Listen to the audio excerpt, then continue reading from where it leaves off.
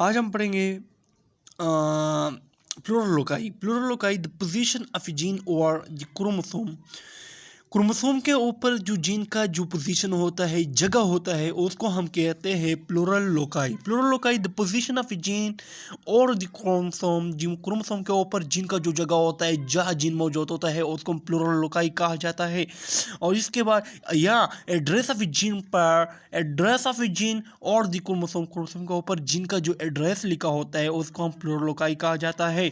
या homozygous pure breeder, दूसरा है होमोजाइगस प्योर ब्रीडर। ये टर्मिनोलॉजी आ जाएगा इस चैप्टर में। होमोजाइगस का मतलब है when the both the allele of a gene pair are similar, जब दोनों एलील जीन पेयर के दोनों एलील एक जैसे हो तो उसको हम कहते हैं होमोजाइगस या pure breeder.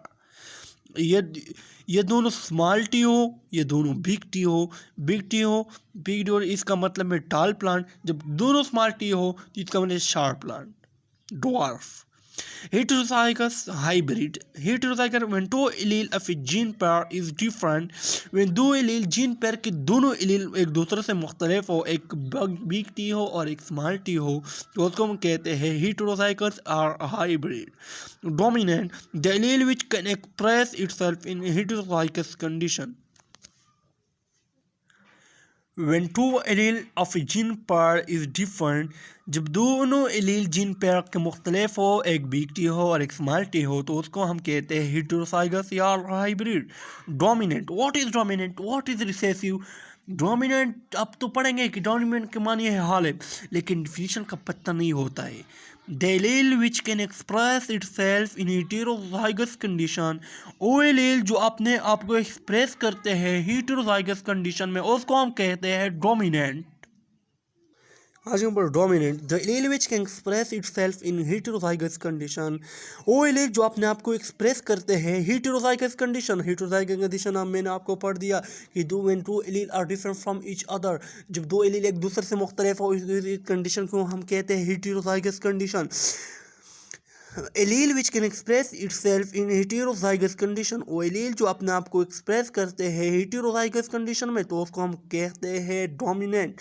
Recessive, the allele which can express itself only, the allele which can only express in homozygous condition, वो एलील जो अपने आप को एक्सप्रेस करते हैं होमोजाइगस कंडीशन में, वो को हम कहते हैं रिसेसिव।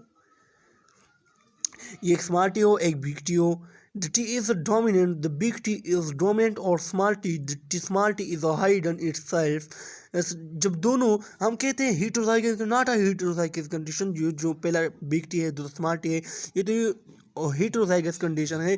आज हम homozygous कंडीशन में वो अपने आप को एक्सप्रेस करते हैं।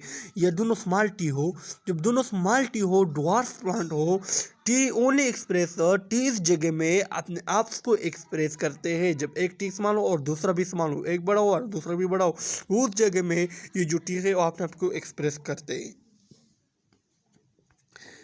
Genotype, genotype the genetic makeup of an organism.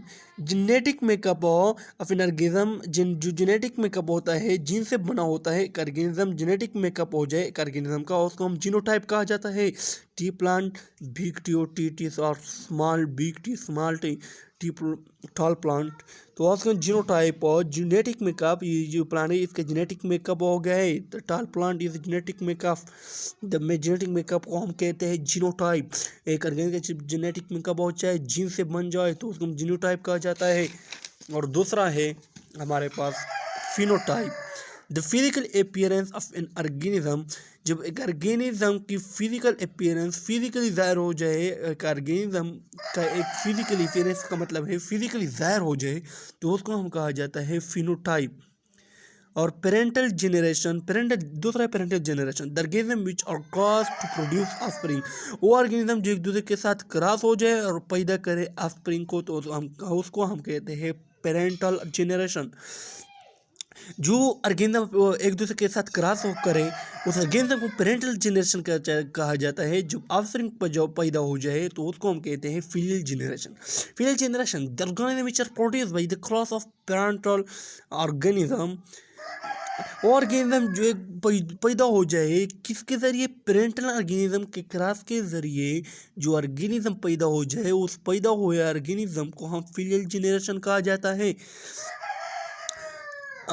इसके बाद है inheritance of single traits. Inheritance of single traits में हम पढ़ेंगे जो इनहेरिटेंस का मतलब है transfer of character from parent to offspring. जो खसूसियात मुंतकिल होता है वालिदैन से बच्चे को, उसको इनहेरिटेंस कहा जाता है।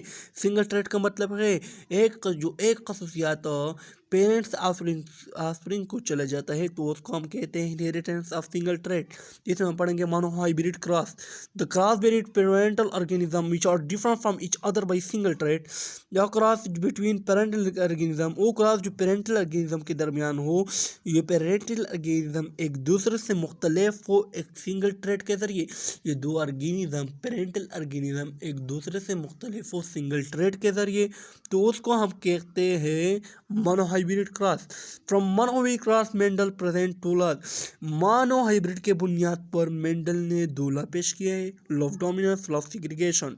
Law of dominance, law of segregation, और इसके बाद है ये आज ये तो हम पढ़ेंगे पीछे चैप्टर में। Mendel experiment, Mendel experiment cross two pure breeder, true breeder, pure breeder को हम कहते हैं ट्रू ब्रीडर और या होमोजाइगस प्लांट। जब cross two pure homozygous plant का जब हम क्रॉस करें और फॉर वन स्पेसिफिक राइट एक फॉर एक तो उसका मकसद है एक ख़ास खसूसियात के लिए, जैसे कि राउंड सीड क्रॉस रिंग का सीड। जब हम दो सीड एक राउंड है और रिकल है उसका हम क्रॉस करें, दो राउंड सीड में दोनों बिग आ रहे और रिंकल में दोनों स्मॉल आ रहे, ये पेरेंटल जनरेशन है। पेरेंटल जनरेशन जब गेवस्टिक कीमेट बन जाता है तो इसमें जो एलील होता है वो एक दूसरे से सेपरेट हो जाता है। ये एक दूसरे से सेपरेट हो जाए, ये जो बिग आ रहे हैं एक दूसरे से सेपरेट हो जाए और ये जो स्मॉल है एक दूसरे से सेपरेट हो जाए। और ये जो बिग आ रहे हैं सेपरेट हुआ है और जो स्मॉल आ रहे हैं दोनों सेपरेट हुआ है। इसमें से एक राउंड सीड से एक आ जाता है और एक रिंकल सीड से आ जाता है। ये आपस में बन जाए एक राउंड सीड और इससे बनता है एक राउंड सीड, द बिग और डोमिनेंट और स्मॉल आर। यहाँ पर जो बिग आर है ये डोमिनेंट है स्मॉल आर पर, इसके लिए द सीड इज राउंड। ये जो है ना ये जो हेटेरोजाइगस कंडीशन बन गया एक बिग और स्मॉल आर, इसको हम कहते हैं फिलियल जनरेशन। जो क्रॉस एक दूसरे के क्रॉस कर दिया उसको हम कहते हैं पेरेंटल जनरेशन।